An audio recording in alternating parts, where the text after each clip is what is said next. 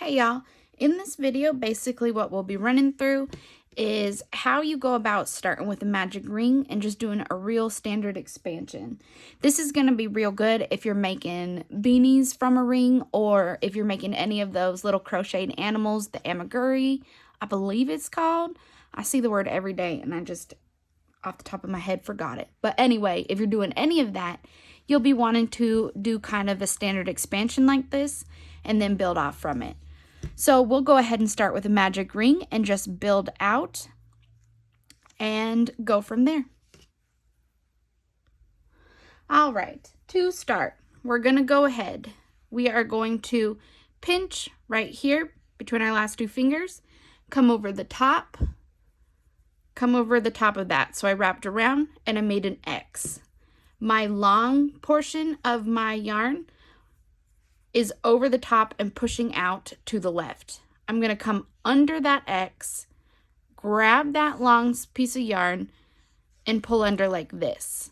The final step, and this is kind of tricky how you grab it, I'm going to yarn over and pull through that loop. So I've created my first chain in my magic ring. Notice I've made this little circle and my tail is coming down and under.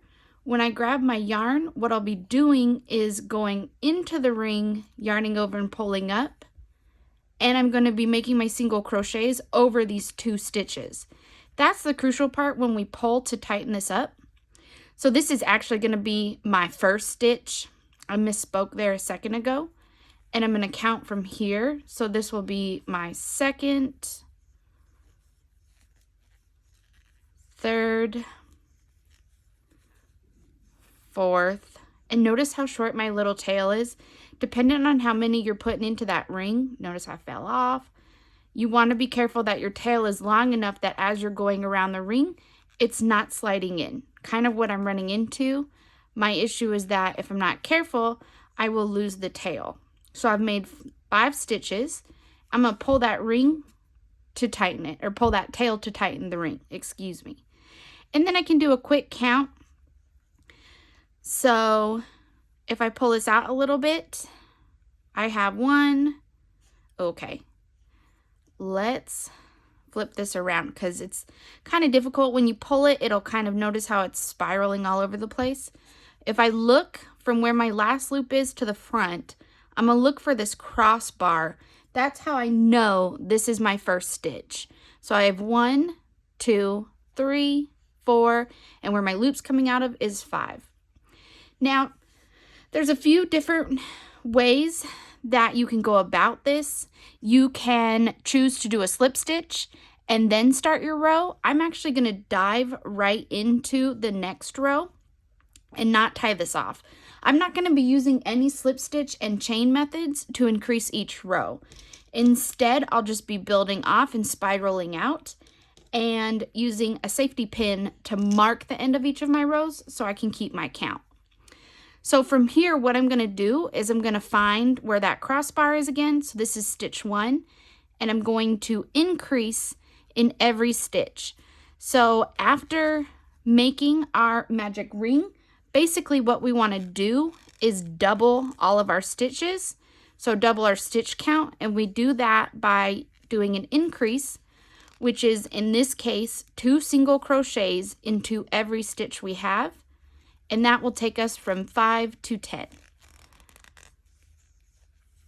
So we can hop into here. This would be 4.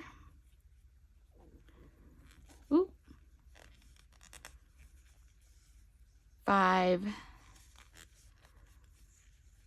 6. My next one should be 7, 8. And then we should be on our last stitch,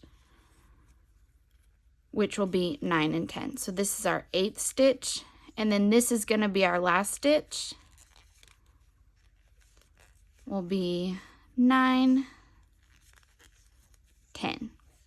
Now again, we're not making a very clear row transition, so stitch markers are going to be crucial in this case. I will put it into the very last stitch, and this is going to mark where each of my, ow, my goodness, I just poked the hell out of myself. This will mark, what a dumb safety pin. That's twice now. We need a different safety pin. But as I was saying before I stabbed myself multiple times, this is going to mark the end of each of our rows. And so when we're doing our count, we should be coming to the same location. Like, honest to gosh. I'm going to throw this bad boy away because I officially hate it. All right.